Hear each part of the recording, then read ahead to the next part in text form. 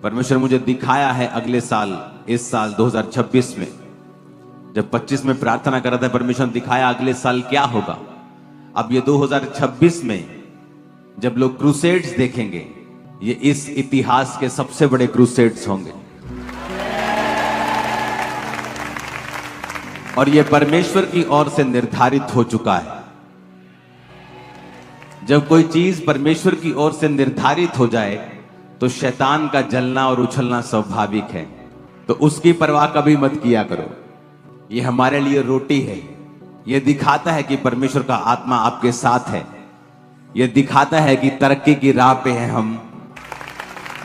और वो लोग आत्मिक रीति से जो लोग समझते हैं इस बात को कि पिछले साल जब हमें लगा कि अन्य जाति लोगों ने आपकी इंसल्ट करने की कोशिश की, लेकिन क्रिसमस आते आते ऐसी कई टेस्टिमनीज हमारे पास आई जो अन्य जाति लोग थे, चर्च को नहीं जानते थे, चर्च के सॉन्ग लगाकर सुन रहे थे।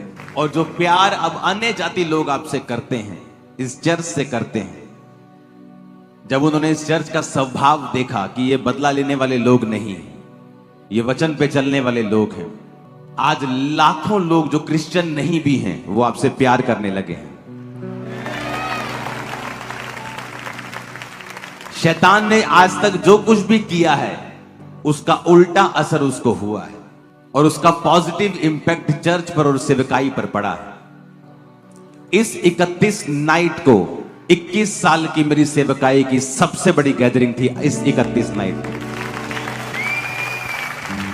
मुझे एक बात मालूम है, जब परमेश्वर का आत्मा आपकी अगुवाई करता है, जब वो आपको गाइड करता है, जब वो आपको एक जर्नी पे लेके जाता है, एक यात्रा पे लेके जाता है, एक बुलाहट पे लेके जाता है। जब अब्राहम था और परमेश्वर ने कहा अपने पिता के घर को छोड़ और मेरे संग चल और मैं तुझे जहां दिखाऊंगा उसी जगह पे तू जा। बाइबल कहती अब्राहम अकेला था और अपने नौकरों और अपने एक भतीजे के साथ और अपनी भेड़ बकरियों के साथ वो चल दिया।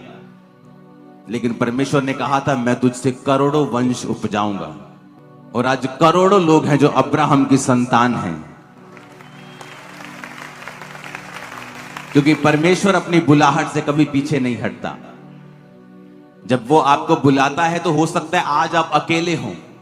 जब ये चर्च की शुरुआत हुई थी तो 3 लोगों से हुई थी, लेकिन मुझे मालूम था कि परमेश्वर ने मुझे किस लिए चुना है। वो विजन्स मेरी आंखों के सामने आते थे, जो होने वाला होता था, अगले साल क्या होगा, अगले साल क्या होगा, और वो पूरा होता रहता था। कलीसिया में क्रूसेड्स, खुदा के काम इतने बिग वे में होंगे, हैरान हो जाएंगे लोग।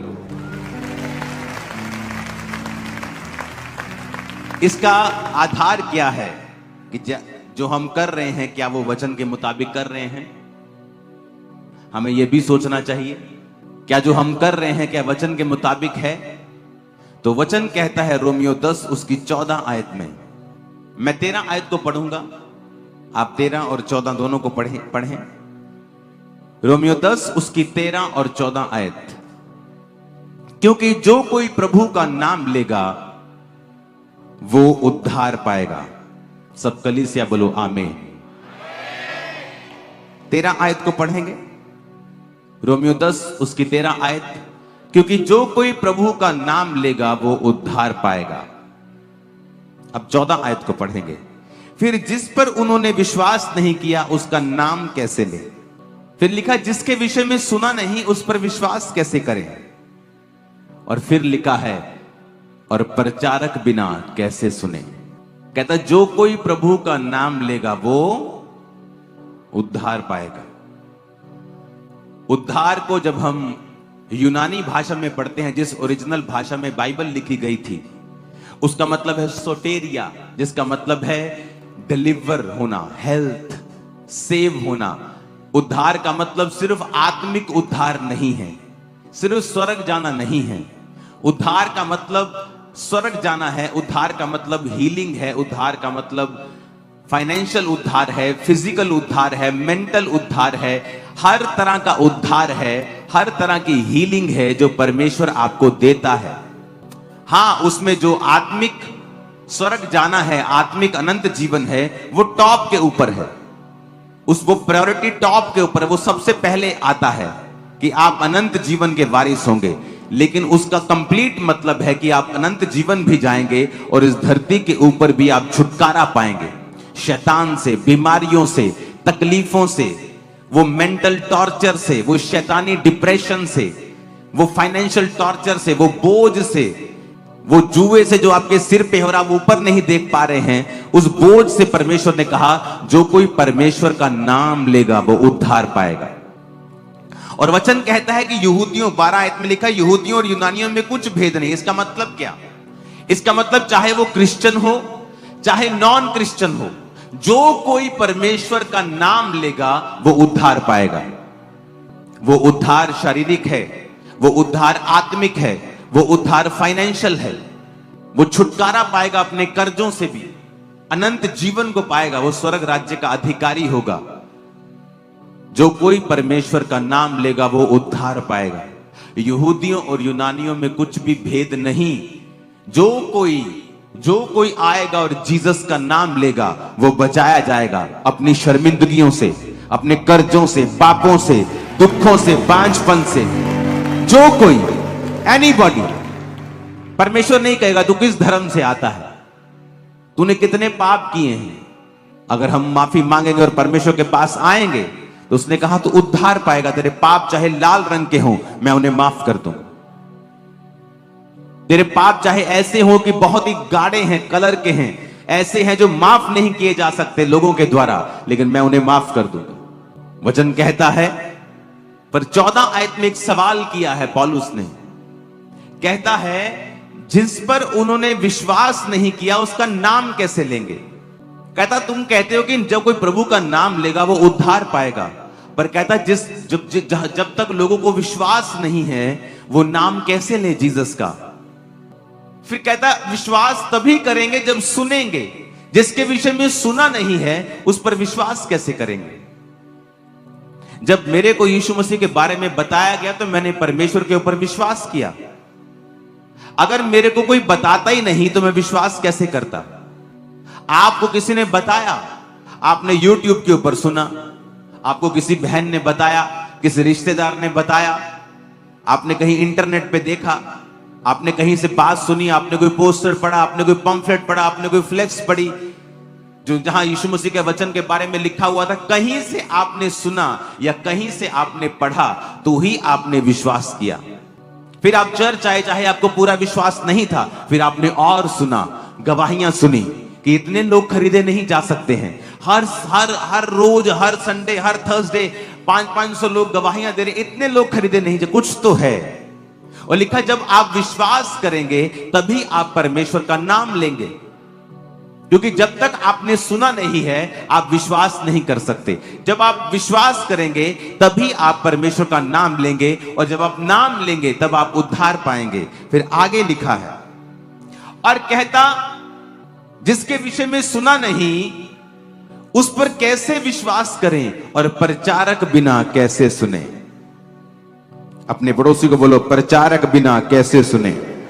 15 आयत में लिखा है और यदि भेजे ना जाएं, अपने पड़ोसी को बोलो यदि भेजे ना जाएं, यदि भेजे ना जाएं तो कैसे प्रचार करें। जैसा लिखा है उनके पांव क्या ही सुहावने हैं जो अच्छी बातों का सुसमाचार लाते हैं, सुनाते हैं। आमीन। अब कहता प्रचारक बिना सुने कैसे, क्योंकि विश्वास सुनने से और सुनना मसीह के वचनों से पैदा होता है। अगर विश्वास नहीं किया तो नाम कैसे लेंगे। तो नाम लेने से पहले विश्वास करना जरूरी है, और विश्वास लाने के लिए सुनना जरूरी है, और सुनने के लिए कहता प्रचारक बिना कैसे सुने। प्रचारक बिना कैसे सुने। और कहता यदि प्रचारक भेजे ना जाएं तो कैसे प्रचार करें। यह एक सीक्रेट है। प्रेरितों के काम की कलीसियां क्यों आशीषित थीं? क्योंकि उनको अपना रोल मालूम था कि लोग विश्वास तभी करेंगे जब वो सुनेंगे यीशु मसीह के बारे में। और सुनाएगा कौन? प्रचारक। प्रचारक यदि भेजे नहीं जाएंगे तो प्रचार कैसे करेंगे। आज आप मुझे सुन पा रहे हैं क्योंकि साउंड टीम ने अपना काम किया है। आज हम हॉल के नीचे बैठे हैं क्योंकि हम सब ने कंट्रीब्यूट किया है और इस हॉल को हमने बना के हम बैठे हैं। प्रचारक अपना काम कर रहा है, क्या कलीसिया अपना काम कर रही है कि नहीं? अब प्रभु कहता है लोगों की लाइफ में अनंत जीवन आएगा, हीलिंग आएगी, डिलीवरेंस आएगी, ब्लेसिंग आएगी, पर कब? जब वो सुनेंगे। क्योंकि सुनेंगे तो विश्वास करेंगे, विश्वास करेंगे तो नाम लेंगे। लेकिन जब वो सुनेंगे ही नहीं, क्योंकि जब तक प्रचारक उनको सुनाएगा नहीं, जब तक प्रचारक भेजा नहीं जाएगा, वो जाएगा नहीं। अगर वो जाएगा नहीं, वो सुनेंगे नहीं, सुनेंगे नहीं तो विश्वास नहीं करेंगे, विश्वास नहीं करेंगे तो नाम नहीं लेंगे, नाम नहीं लेंगे तो उद्धार नहीं होगा। कड़ी के साथ कड़ी जुड़ी कि जब कलीसिया प्रचारकों को भेजेगी वो प्रचार करेंगे, जब प्रचारक प्रचार करेंगे वो विश्वास करेंगे, वो सुनेंगे और फेथ करेंगे, जब फेथ करेंगे तो वो फिर नाम लेंगे, जब नाम लेंगे तो उद्धार होगा। इसीलिए आपने नोटिस किया होगा कि शैतान को पता है यदि प्रचारकों को मैं बंद कर दूं तो वो उद्धार का काम रुकता है। वो हाथ धो के इसलिए प्रचारकों के पीछे पड़ा रहता है।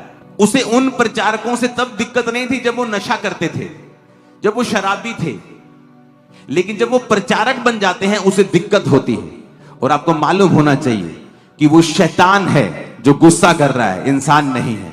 वो शैतान है जो प्रचारकों के पीछे। शैतान वचन जानता है, उसे पता है प्रचारक अगर भेजे जाएंगे, अगर प्रचारक अगर जाएंगे तो वो प्रचार करेंगे, अगर करेंगे तो लोग सुनेंगे, सुनेंगे तो विश्वास करेंगे, विश्वास करेंगे तो नाम लेंगे, नाम लेंगे तो उद्धार मिलेगा। इसलिए वो चाहता है कि प्रचारकों को रोका जाए, किसी तरह से प्रचारकों को बंद किया जाए। लेकिन शैतान और उसके सब एजेंट्स, प्रचारक 10 गुना बढ़ने वाले हैं। यहां मैंने आपको एक प्रोफेसी दी थी पिछले साल या उससे पिछले, मैंने कहा था कि आने वाले समयों में परमेश्वर यहां पर इस देश में ऐसे लोगों को उठाएगा जो अपनी रीति और रिवाजों से काम करेंगे, जो अपने ही जो कल्चर जहां पे वो पैदा हुए हैं उस तरीके से वो लोगों को बचाएंगे। जिस तरह पौलुस कहता है, जब मैं यहूदियों में गया मैं यहूदियों के जैसा बन गया, मैं यूनानियों में गया मैं यूनानियों के जैसा बन गया, ताकि मैं बहुत से लोगों को अपने जैसा लगूं और मैं बहुत से लोगों का उद्धार करा सकूं। यह बेवकूफी है। आप जानते हैं बाइबल ना तो मेकअप के खिलाफ है ना ही मेकअप के साथ है। यह आपका अपनी चॉइस है। ओवर मेकअप नहीं होना चाहिए, हम सबको पता है। ओवर बहुत ही इतने बड़े बड़े आंखों बहुत ही ओवर कर लिया, वो स्पिरिचुअल चीजों से बाहर हमें कर देती है। लेकिन अगर आप ये समझें कि आप मान लीजिए आप अमेरिका में हैं और आप वहां पर उन लोगों को प्रचार कर रहे हैं और आप बिल्कुल मेकअप नहीं करते, बिल्कुल व्हाइट सूट में हमेशा रहते हैं, आप उन लोगों को जल्दी इंप्रेस नहीं कर पाएंगे। आपको उनके जैसा लगना होगा कि हम भी आपके जैसे हैं, ताकि उद्धार हो सके, आत्मा बच सके। इसलिए पौलुस ने कहा मैं यहूदियों के लिए यहूदियों के जैसा बना, यूनानियों के लिए मैं यूनानियों के जैसा बना। अगर आप इंडिया में आएंगे और आप जैसे फॉरेन कंट्रीज में लेडीज प्रचार करती है, अगर आप यहां करने की कोशिश करेंगे, लोग आपसे इतना इंप्रेस नहीं होंगे, क्योंकि उनको वो कल्चर के बारे में मालूम नहीं है। आप जहां रहते हैं आप उस तरीके से प्रीच करेंगे ताकि आप लोगों को आपका पहनावा, आपकी चीजें एक उद्धार के लिए, क्योंकि परमेश्वर ने सब जातियों के लिए अपनी जान दी है, कि आप एक रुकावट ना हो, आप ऐसे ना हो कि आप मूर्ख लगें, आप अलग लगें, ताकि लोग परमेश्वर के सुसमाचार को समझें, पहचानें और उसे कबूल करें। यह बुद्धि सब में नहीं। अगर सब में होती तो लोग बचाते, वो भी अगर ये बुद्धि होती तो लोग बचाए जाते। अगर ये विजडम वो यूज करते, अगर बाइबल की राइट नॉलेज वो लेते तो ऐसा नहीं होता। इसलिए परमेश्वर ने कहा मैं तुम्हें भेड़ के समान भेड़ियों के बीच में भेजता हूं। तुम सांप की तरह बुद्धिमान रहो और कबूतर के नाई भोले भी रहो।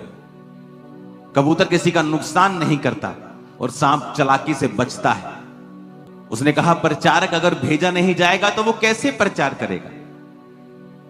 पौलुस ने जिस कलीसिया का थैंक्स किया कि अब मेरा परमेश्वर तुम्हारी हर घटी को महिमा सहित मसीह यीशु में पूरा करेगा, वो कलीसिया थी जिसने अमीर ना होने के बावजूद भी पौलुस को लिखा बार बार मिशनरी कामों के लिए अपने चंदे को भेजकर उसकी सहायता की थी। और सब जानते हैं पौलुस जो था वो टेंट बनाने का काम करता था, उसका बिजनेस था, उसका और उसके साथियों का। वो कलीसिया के ऊपर भार नहीं डालता था। कलीसिया को भी पता था कि जो हम पौलुस के जीवन में इसकी सेवकाई में बो रहे हैं, ये सारा यरूशलेम में सारा कलीसियाओं की उन्नति में और कलीसियाएं बनाने में इस्तेमाल हो रहा है। इसीलिए उसने कहा था कि अब परमेश्वर तुम्हें, क्योंकि तुमने वचन पूरा किया है, हम प्रचारकों को तुमने भेजने में सहायता की है, अब हमारा परमेश्वर भी तुम्हारी सहायता करेगा। इसलिए उन लोगों की आशीष हमेशा डबल होती है, 4 गुना 10 गुना होती है जिन्होंने प्रचारकों की सहायता की है। इसलिए आप देखते हैं वो कलीसियाएं आशीषित होती जाती हैं जिनका मकसद प्रचारकों को भेजना होता है। आप एक ऐसी कलीसिया में जब जुड़ जाते हैं जिसका मकसद प्रचार करना है, इवेंजलिज्म करना है, सुसमाचार देना है, और आप ऑटोमेटिकली वो प्रार्थना भी उनके लिए करने लगते हैं, आप वहां बोने भी लगते हैं, आप फास्टिंग करने लगते हैं, आप देखने लगते हैं कि परमेश्वर ने आपकी लाइफ के ऊपर आपको ब्लेस किया है, क्योंकि अब आप परमेश्वर के वचन को पूरा कर रहे हो। यदि प्रचारक भेजे नहीं जाएंगे तो प्रचार कैसे करें? हमें ये बुद्धि यूज करने की जरूरत है कि परमेश्वर ने आपकी एक डिवाइन ड्यूटी लगाई है।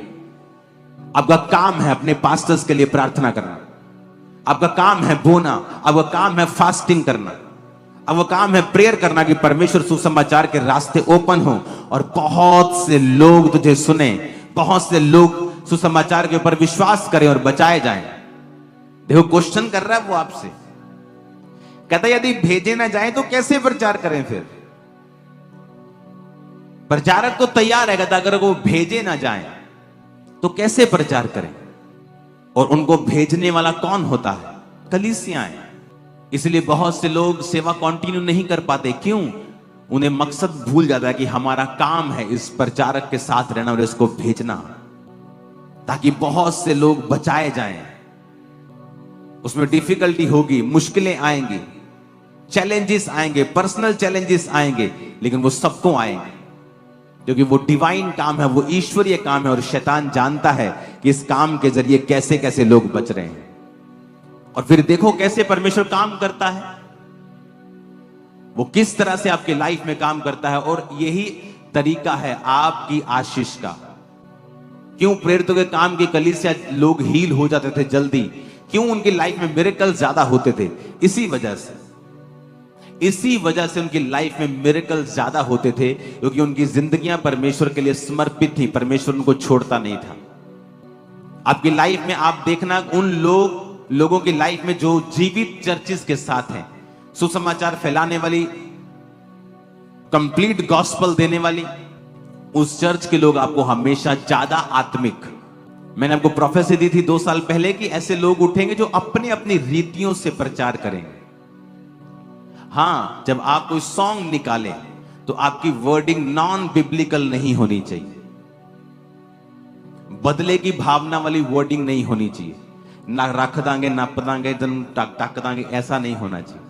वर्डिंग बिब्लिकल ही हो, उसकी ट्यून कोई भी हो सकती है, वो उस एरिया के मुताबिक हो सकती है, उस देश के मुताबिक हो सकती है, उस कल्चर के मुताबिक हो सकती है, लेकिन बाइबल के वर्ड जो है, जो बाइबल की स्पिरिट है, जो क्रिश्चियन स्पिरिट है, उससे बाहर आप नहीं जा सकते हैं। और लोगों को भी यह समझना चाहिए कि विरोध करने की बजाय आप उसे समझा सकते हैं पर्सनली फोन करके कि ब्रदर नेक्स्ट टाइम जब आप सॉन्ग निकालें तो इस स्पिरिट के साथ निकालें। और ये शुरुआत हुई, बहुत कुछ होगा आप आगे। हर स्टेट में आप देखोगे, हर स्टेट में आप देखोगे बड़ा काम होते हुए। जो चर्च जब भी खड़ी हुई है, वो खड़ी हुई है परमेश्वर के एक बड़े मकसद के लिए। जब भी परमेश्वर ने एक चर्च को खड़ा किया है, एक बड़े मकसद के साथ किया है। चर्च का काम पॉलिटिक्स करना नहीं है, इसलिए इस चर्च में हर पार्टी का हमेशा वेलकम रहता है। चर्च का काम है रास्ता दिखाना, वो कोई भी हो, आप कोई भी होंगे, आप आएंगे, आपको गाइड किया जाएगा, आपको बताया जाएगा, अब वो क्या करना है? नाइजीरिया में ऐसी चर्च है जिसकी आज 50,000 ब्रांचेस हैं और उसकी चर्च के स्टैंडिंग वॉलंटियर्स आज उस देश के उपराष्ट्रपति की पोस्ट तक पहुंच चुके हैं। Standing volunteers. क्यों परमेश्वर ने ऐसी चर्चों से लोगों को चुना? उनको सिखाया गया ऑनर करना। वो अपने पास्टर के साथ आज भी एक समान, अगर वो बैठे हो तो उसके समान बैठते भी नहीं है। उन लोगों में ये बात बहुत अजीब और बड़ी गहराई से मैंने देखी है। क्यों उन लोगों को परमेश्वर ने इतनी जल्दी बढ़ाया है? ऑनर करना। और इसीलिए परमेश्वर ने उनको ऊंचा किया है। वो समझते हैं प्रचारक की वैल्यू को, वो समझते हैं उस दर्शन की वैल्यू को। बात इंसान की नहीं, बात मूसा की नहीं। जब मूसा को किसी ने कुछ कहा हो तो परमेश्वर ने उसे कोड़ी कर दिया। बात मूसा की नहीं, बात उस दर्शन की है जो परमेश्वर ने अपना उस जगह पे रखा है और मूसा को उसका अगुवा बनाया है। बात उस दर्शन की है, बात परमेश्वर की है कि जब आप मूसा के खिलाफ खड़े हो रहे हैं, आप इनडायरेक्टली परमेश्वर के खिलाफ खड़े हो रहे हैं, क्योंकि वो विजन जो है वो परमेश्वर का है। एक अन्य जाति व्यक्ति अगर पॉलिटिक्स में है, वो शराब पिए, वो कुछ भी करता है, परमेश्वर उसको अलग तरीके से देखता है। वो व्यभिचार में है क्योंकि वो वचन नहीं जानता है। और वचन में लिखा है वो लोग ज्यादा चालाक हैं, ज्यादा चालाक हैं। वो आते हैं, हाथ जोड़ते हैं, अपना काम कराते हैं, चले जाते हैं। और अपने वाले लोग इतने मूर्ख हैं बेचारे, खिलाफत ही करते रहते हैं एक दूसरे की। और फिर उन्हीं चर्चों में वोट्स मांगने जाते हैं और लोग याद रखते कि ये तो वही था ना। क्योंकि चर्च का काम पॉलिटिक्स करना नहीं। अगर इस चर्च ने कभी पॉलिटिक्स में जाना ही नहीं, तो जिसने जाना है वो ये ध्यान रखे कि हमें लोगों को कैसे अपनी ओर करना है। अगर हम ही ये बेवकूफियां करते रहेंगे और बाद में चर्च में खड़े होकर प्रार्थना करवाने के लिए आएंगे, इसलिए परमेश्वर ने कहा दूसरे लोग ज्यादा चालाक हैं। क्रिश्चियन लोगों से ज्यादा चालाक लिखा है बाइबल में। क्यों लिखा परमेश्वर ने ऐसे? उनको बुद्धि है, वो जानते हैं अपना काम करो और चलें। जब तक आप ऑनर नहीं करेंगे उस विजन का, तब तक परमेश्वर आपको ऊंचा नहीं करेगा। वो क्रिश्चियन लोगों को बड़े ध्यान से देखता है। जब तक आप व्यभिचार से और शराब से और नशों से बाहर नहीं आएंगे, वो कभी पॉलिटिकली आपको ऊंचा नहीं करेगा, क्योंकि आप वचन जानने वाले लोग हैं। जब तक आप वचन जान के गुनाह करते रहेंगे, परमेश्वर आपको हमेशा नीचा रखेगा। आप वचन को जानेंगे, आप प्रार्थना करेंगे, आप बाइबल को पढ़ेंगे, आप ऑनर करेंगे विजन्स का, दर्शनों का, परमेश्वर आपको ऊंचा करेगा। वो किसी भी तरह से करे, वो करेगा। वो लोगों के दिल में डाले, वो बड़े लोगों के दिल में डाले, वो किस तरह से आपको बढ़ाएगा फिर वो परमेश्वर पे छोड़े। आज प्रॉब्लम ये है कि हर एक व्यक्ति, चाहे वो सामाजिक तौर से मसीह में है, चाहे वो पास्टर के तौर पे, बुद्धि की कमी की वजह से वो लोग बढ़ नहीं पा रहे हैं। जब कुछ करने का समय होता है, जीरो रिजल्ट है उनके। रीजन क्या है? विजडम की कमी। जब मैं सेवकाई में खड़ा हुआ और जब मैं जाता था विजिट करने के लिए लोगों के घरों में, तो परमेश्वर की आत्मा ने मुझसे कहा कि इनसे चंदा नहीं लेना है विजिट करते समय। और जब भी लोग चंदा लेने, ऐसे आपको पता होना चाहिए चर्च को, बहुत से लोग यहाँ चर्च में नए हैं कि जब विजिट करने पास्टर्स घर आते हैं लोगों के, तो जब वो जाने लगते हैं तो लोग चंदा देते हैं, यानी ऑफरिंग देते हैं, ऐसे हाथ करके ऑफरिंग देते हैं। तो पास्टर ऐसे प्रेयर करते हैं उस पर। तो परमेश्वर ने मुझसे कहा ऑफरिंग मत लेना। लोगों को बोल कि हाँ मैं ऑफरिंग लूंगा, लेकिन आप संडे चर्च में आए और उसे डालें परमेश्वर की हुजूरी में। पता है क्यों? क्योंकि लोगों के बीच में यह प्रचलन था कि पास्टर्स लोग सिर्फ चंदा लेने के लिए घर आते हैं। विजिट करने का मकसद सिर्फ चंदा लेना है कि 10 घरों में विजिट करेंगे, 50-50, 100-100 चंदा लेंगे तो 1000 रुपए इकट्ठा हो जाएगा। सिर्फ विजिट करना है, विजिट करना, चंदा लेना है सिर्फ। सब पास्टर्स नहीं, मैं भी विजिट करता था, लोग मुझे भी कई बार देते थे। सब पास्टर्स नहीं, लेकिन ये बिलीवर्स की मैं बात कर रहा हूं, वो ऐसे बोलते थे कि पास्टर आए तो 50 रुपए निकालने ही निकालने हैं। तो मुझे सेवकाई में पर्सनली ये एक रुकावट लगा। जिस चर्च ने मुझे बैप्टाइज किया है वो भी पास्टर्स विजिट करते हैं, लोग आज भी चंदा उन्हें देते हैं। जब वो मेरे घर आते हैं मैं भी उन्हें चंदा देता हूं। बात मैं भी ऑफरिंग देता हूं। बात वो नहीं है, वो आत्मिक आदमी है। लेकिन ऐसे भी लोग थे जो आत्मिक नहीं थे और सिर्फ विजिट करने के लिए जाते थे। तो परमेश्वर ने मुझसे कहा लोगों के बीच में ये एक मेंटालिटी है, इसे ब्रेक करना है। तुमने ब्रेक करना है कि चंदा सेकेंडरी है, ऑफरिंग सेकेंडरी चीज है। पहले जब मैं आया हूं वचन सुनो।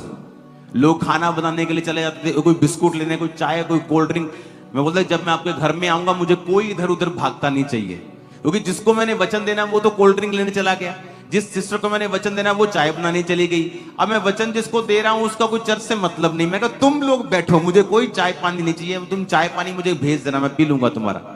तो मैंने क्या किया, मैंने चाय पीनी छोड़ दी।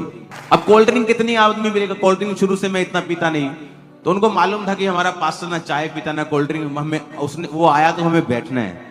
तो वो लोग क्या करते थे, लोग बैठते थे, फिर वो खुद भी बैठते थे, साथ वाले भी बैठते थे, पड़ोसी भी बैठते थे। तो 10-15 मिनट वचन देने के बाद मैं वहां से निकलता था। जब लोग ऑफरिंग लेने के लिए आते थे, जो लोग पक्के होते थे, जिनको पता है कि ये क्रिश्चियनिटी में स्ट्रांग है, इसको वचन पता है, कंप्लीट है, उससे ऑफरिंग में एक आध से लेता था और बाकी सबको बोलता नहीं। क्योंकि नए लोग भी होते थे, कम आत्मिक लोग भी होते थे, थोड़ा विश्वास वाले भी होते थे, सबको लगता कि अच्छा इस बहन ने दिया है तो मुझे भी देना है। मैं उनका मना कर नहीं, तुमसे मैंने नहीं लूंगा, आप चर्च में आओ और संडे डालो, आपकी प्रभु कबूल करेगा। तो इस विजडम से मैं चला हूं। मुझे मालूम था लोगों के दिल में क्या है, लोग क्या सोचते हैं। आप मेरी बात समझ रहे कि नहीं? आज आप सामाजिक तौर पे खड़े हैं, आप पॉलिटिकल तौर पे खड़े हैं और आपको पता ही नहीं लोगों के दिल में क्या है, आपको पता ही नहीं मुद्दे क्या हैं, आपको पता ही नहीं सिस्टम क्या है, कैसे लोगों को अपनी ओर करना है, आपको पता ही नहीं। दर्शनों को सपोर्ट करेंगे, प्रचारकों को सपोर्ट करेंगे, तभी हम परमेश्वर के दिल में अपनी जगह को बनाएंगे। हर एक व्यक्ति को परमेश्वर से बुद्धि मांगनी चाहिए, परमेश्वर मुझे विजडम दे, तेरी डिवाइन विजडम। लेकिन वो डिवाइन विजडम कैसे आएगी अगर अगले दिन हमने व्यभिचार करना है, अगले दिन रात को हमने पूरी बोतल शराब की पीनी, कैसे परमेश्वर हमें बुद्धि देगा? क्रिश्चियन लोगों को, अन्य जाति जो मर्जी करें, लेकिन हम क्रिश्चियन लोग वचन के साथ बंधे हुए हैं। बाइबल कहती है सब कुछ अच्छा चल रहा था। नूह ने जिस रात शराब पी और मतवाला हुआ, उसी दिन उसके बेटे ने उसको नंगा देख लिया। शराब एक शुरुआत होती है कि आप पापों में घुस जाएंगे, आपकी बुद्धि भ्रष्ट हो जाएगी, आपको ना बोलने वक्त मालूम होगा आप क्या बोल रहे हो, ना करने वक्त पता होगा आप क्या कर रहे हो।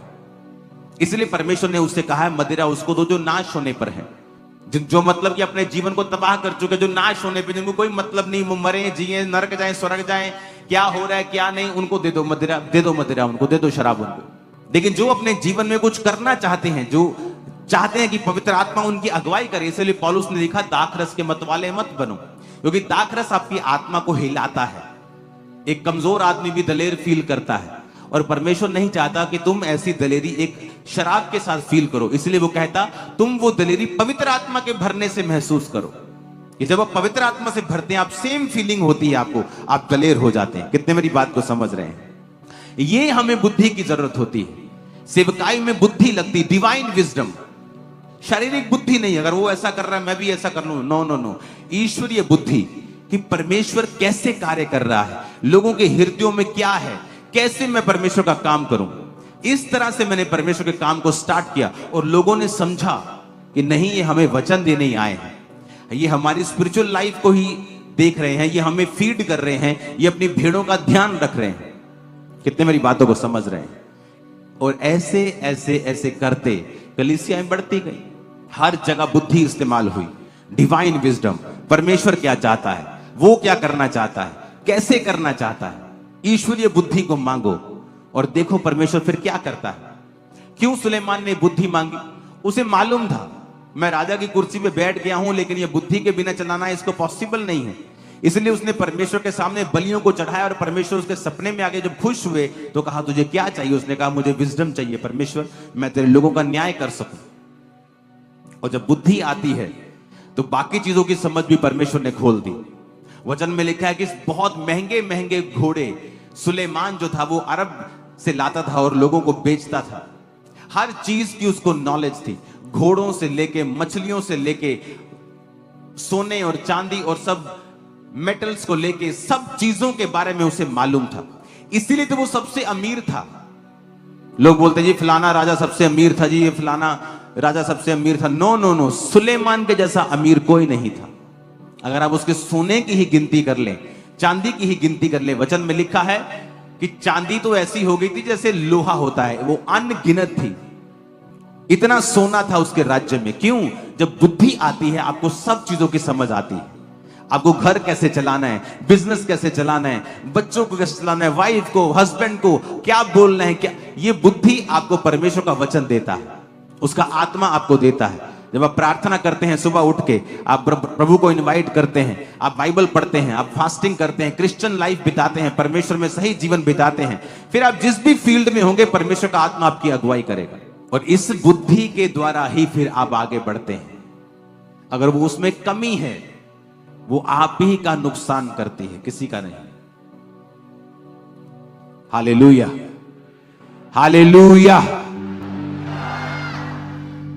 अपने हाथों को उठाओ और जो कुछ भी आपने आज तक किया है खुदाबंद की सेवकाई में, उसके लिए परमेश्वर आपको बहुत बहुत ब्लेस करेगा इस 2026 में।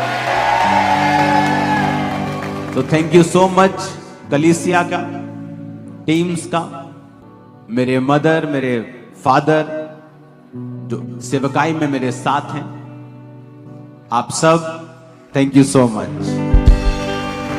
बच्चे वाइफ तो अब एक ही हो गए हैं हम, तो इनका न तो 24 घंटे एक ही काम, एक ही मैसेज। कोई बच्चा वहां प्रचार कर रहा है, वाइफ वहां कर रही है, मैं कहीं और। हालेलुया।